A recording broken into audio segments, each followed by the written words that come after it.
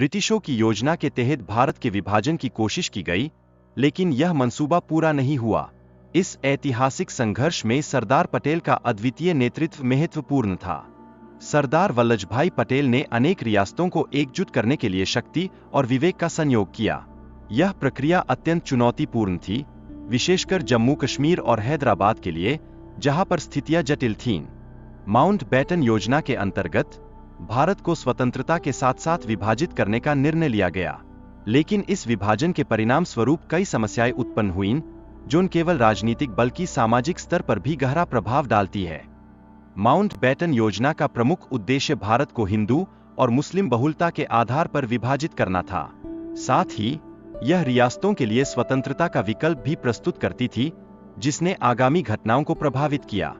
रियासतों के विलय के दौरान अनेक रियासतों को यह सुनिश्चित करने का निर्णय लेना था कि वे भारत या पाकिस्तान में शामिल हों। इस निर्णय ने भारत की एकता पर गंभीर प्रभाव डाला, जो एक दीर्घकालिक चुनौती बन गई। सरदार वल्लभभाई पटेल ने रियासतों के विलय में एक महत्वपूर्ण भूमिका निभाई। उनकी गहन बुद्धिमत्ता और अद्वितीय नेतृत्व ने भारत को एकजुट करने में एक महत्वपूर्ण योगदान दिया। पटेल ने रियासतों के साथ वार्ता की, उनके मुद्दों को समझा और सावधानी पूर्वक उन्हें भारत में शामिल होने के लिए मनाने का प्रयास किया। यह प्रक्रिया न केवल कठिन थी, बल्कि संवेदनशील भी थी। जूनागढ़ जैसे कुछ रियासतों में मतदाता सर्वेक्षण का सहारा लेकर पटेल ने स्पष्ट किया कि वहां के लोग भारत के साथ जुड़ना चाहते हैं।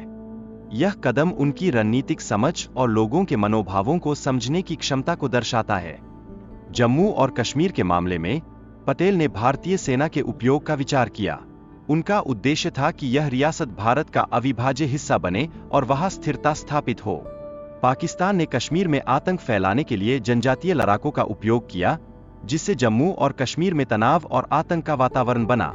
यह स्थिति न केवल चिंताजनक थी, बल्कि राष्ट्रीय सुरक्षा के लिए भी गंभीर खतरा थी। सरदार पटेल ने जम्मू और कश्मीर को भारत में जोड़ने का एक सुनहरा अवसर देखा। उन्होंने तत्काल राजा हरि सिंह से समझौते पर हस्ताक्षर कराने के लिए वीपी मेनन को भेजा, जिससे भारतीय एकता को बल मिला। कश्मीर मुद्दे को संयुक्त राष्ट्र में उठाना नेहरू की एक बड़ी गलती थी। इससे कश्मीर को विवादित क्षेत्र के रूप में स्वीकार्यता मिली और यह स्थिति युद्ध के प्रति आग्रह बन गई। हैदराबाद उस समय के सबसे धनी राज्यों में से एक था, जिसमें हिंदू जनसंख्या प्रचुरता में थी। निजाम की अलगाववादी नीतियों ने स्थानीय लोगों में असंतोष को जन्म दिया, जो सामाजिक ताने बाने को कमजोर कर रहा था।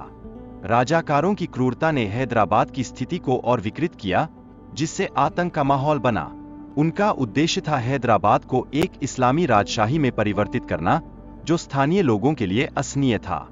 सरदार पटेल ने सेना की सहायता से हैदराबाद को भारत में शामिल करने का प्रयास किया, लेकिन नेहरू ने अहिंसक तरीकों को प्राथमिकता दी। यह मतभेद भारत की एकता के लिए एक चुनौती बन गया। सरदार पटेल की रणनीति ने भारत के विभाजन के बाद हैदराबाद के संकट को समाप्त करने की दिशा में महत्वपूर्ण प्रभाव डाला। उन्होंने दृढ़ता से निर्णय लेकर स्थिति को संभाला, जो एक सच्चे नेता की पहचान है। ऑपरेशन पोलो के दौरान भारतीय सेना ने केवल 5 दिनों में हैदराबाद पर नियंत्रण प्राप्त कर लिया।